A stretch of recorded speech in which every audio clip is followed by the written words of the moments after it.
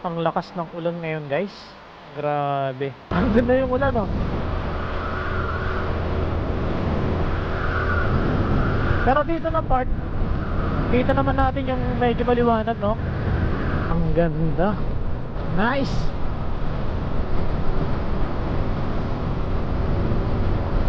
Good. Ala, ganda. Salamat.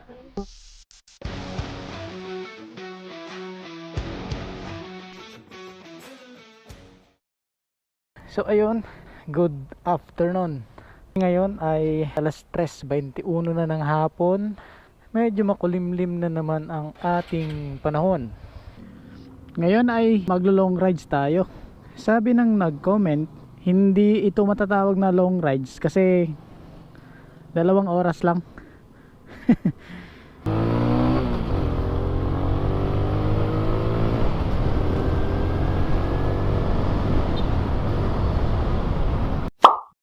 Kung iikutin mo ang galing ng Aroroy, tapos dadaan ka ng Mandaon, kung makikita nyo sa mapa, papunta ka naman ng Balod at balik ka ulit dito sa city. Medyo malayo-layo ng konti, pero hindi siya ganun kalayo talaga tulad ng sa parte ng Manila. Kaya siguro yung ibang mga kaibigan natin ay sinasabi nila na hindi pa ito long rides, pero para sa amin ay long rides na yan. Kasi maliit lang naman ang Masbate province, di ba? Ngayong araw ang dating ng bagyong Pipito dito sa amin, guys. Kaya ang panahon ngayon ay, kung mapapansin nyo, ay makulimlim. Kaninang umaga ay medyo mainit pa naman dito. At iniisip nga ng iba na hindi naman masyadong maapektuhan dito sa amin sa Masbate dahil medyo malayo naman yung sakop ng bagyo. At sana sa mga dadaanan ng bagyo ay maging safe kayong lahat.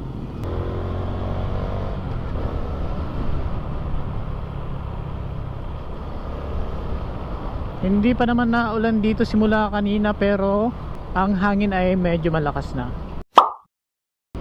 Nakakabilib talagang gamitin ang XRM 125 sa mga long rides, guys. Ang gaan kasi. Ito ay isa sa mga motor na hindi naluluma, di ba guys? Kasi kung mapapansin natin ang kanyang design, simula pa noong mga nakaraang taon, parang mga 2001 yata kung hindi ako nagkakamali, na produce itong XRM dito sa Pilipinas. At may iba't ibang version ng XRM na ginawa, yung parang XRM RS, at yung karamihan noon na XRM ay 110cc. Pero kung mapapansin natin ang design ng XRM, yung dito, yung parang may mapagkakargahan ka dito. Kahit na in-upgrade ng Honda ang XRM, yung mga ibang design niya katulad ng sa body ay hindi pa rin nila binago. Ganun pa rin. Medyo nag-upgrade lang sila into 125cc. Kung ikukumpara natin ang mga dating design ng XRM, hindi nagkakalayo yung kanilang design. Pero kung sa mga features na nandoon sa dating XRM sa bagong XRM ngayon, medyo malayo ng konti, or may pagkakaiba na sila, no? Kasi dati naka-analog yung kanilang speedometer, yung odometer nila, naka-analog lahat. Pero yung bagong XRM ngayon ay digital at FI, syempre.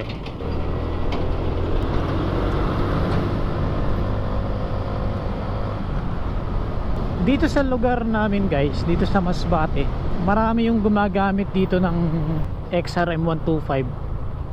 Pero mas tingin ko mas marami dito yung gumagamit ng yung Kawasaki na City 125 at yung 100. Dito sa lugar namin kasi may mga part dito na malulubak pa. Magandang gamitin din itong XRM 125, lalo na yung DS and DSX, kasi yung mga gulong nun ay design talaga sa pang off-road. Bagaman pwede naman silang gamitin sa mga ganitong spaltado, maganda silang gamitin sa mga pang off-road na daanan. Pero pwede naman silang i-long rides, no? Marami naman ang gumagamit ng XRM 125 at binibiyahe nila ng long rides. Mayroon nga akong napanood na vlog nung mga nakaraan. Halos ilang oras yung biyahe niya guys. Pero kayang-kaya ng XRM 125 niya.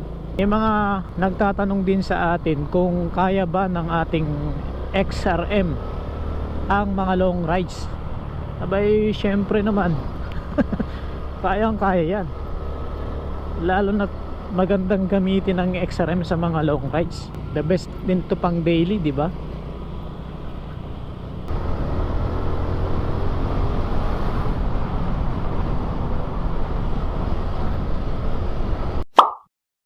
Kung bibiyahiin naman itong ating pupuntahan ngayon sa kanyang balikan, mula doon sa city papunta dito ay kulang-kulang 70 kilometers yata.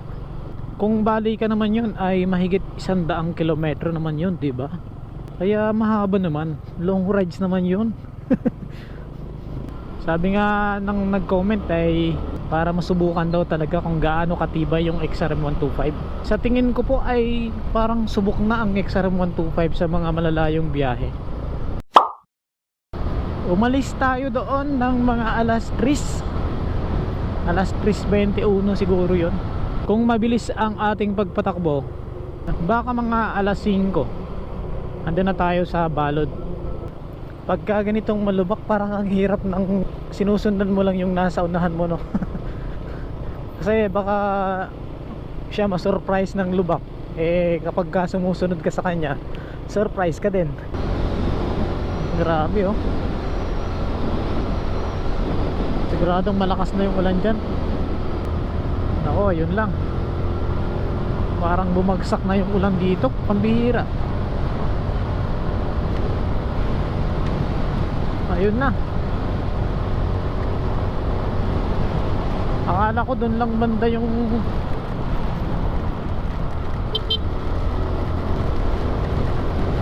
grabe. Basa tayo nito. Aray, ang sakit sa balat. Silong muna tayo.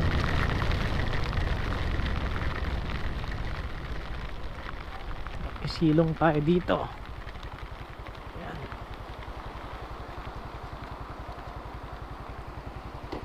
Ang lakas ng ulan ngayon guys. Grabe. Pinabutan pa rin tayo. Sana ay dito lang banda ang medyo maulan. Kasi kung doon pa sa bandang unahan ay maulan pa, naku, baka hindi na tayo tumuloy. Maganda pala talaga kapag ka yung gamit mong visor sa helmet mo ay yung clear visor lang, no? Lalo na kapag ka ganitong maulan, lalo na ngayon na medyo hapon na. Pasensya na guys kasi yung ating lens siguradong medyo nagbo-blurred dahil sa ulan.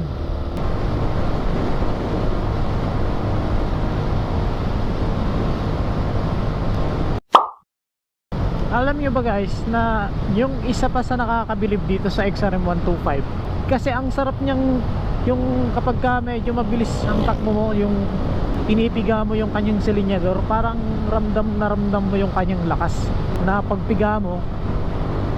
Yun, ang gaan kasi ng kanyang body, no? Andun na yung ulan, no? Pero dito na part, kita naman natin yung medyo maliwanag, no? Siguro hindi naman masyadong malakas yung ulan dyan.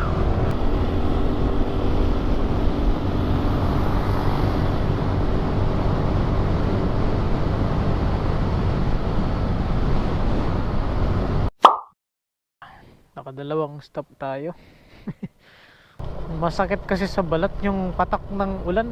Sa wakas parang lumiwanag na dun sa dulo. Minsan masarap ding bumiyahe ng mga ganito guys, no? Mga experience na ganito. Pero maganda sana kung marami kayo. Pero kapag ka ikaw lang, ako, paano kung magka-aberya, di ba? Grabe ang kapal ng ulap, oh. Wow, ang ganda.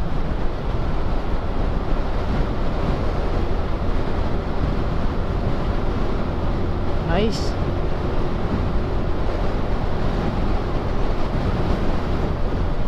Grabe. Ang ganda siguro dito kapag kagabi. Ang daming mga street lights.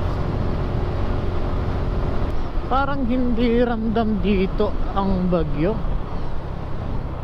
Tigil muna tayo sandali. Kanina kasi medyo hindi ko napansin yung malaking lubak. Hindi na ako nakaiwas. Baka kasi na-damage yung ating... Hindi naman, wala naman pala. Kung titingnan mo dito, napakaganda ng panahon, no? Medyo malakas lang hangin ng konti. Pero compare naman doon, kung makikita nyo guys.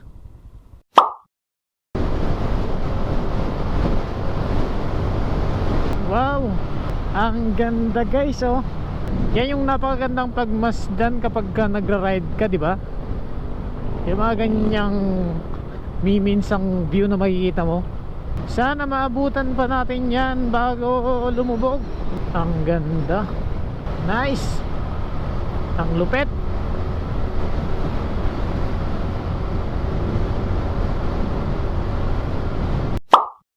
Mabuti pa dito at hindi malakas ang ulan. Andito na tayo guys sa Balod. Bibili muna tayo ng pasalubong at syempre para naman mapagkapihan natin. Doon tayo bibili sa KMC Bakery.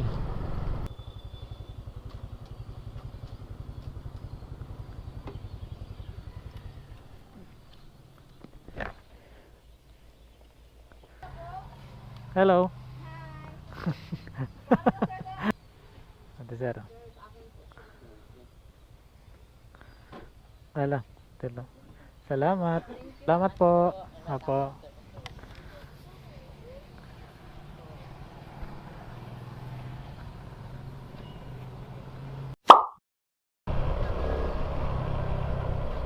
Mabuti at meron na tayong dalang sticker guys. Ayun, dito na tayo sa may tabing dagat. Kaso yung problema parang hindi naman dito natin makikita ang paglubog ng araw. Siguro dun sa may pier ng Balod talaga makikita natin doon ang paglubog ng araw. At pansamantala guys, hanggang dito na lang muna ang ating video. Maraming salamat sa inyong panonood. Hanggang sa mga susunod pa natin mga video. Ride safe always. This is Mel Ride Moto. Thank you.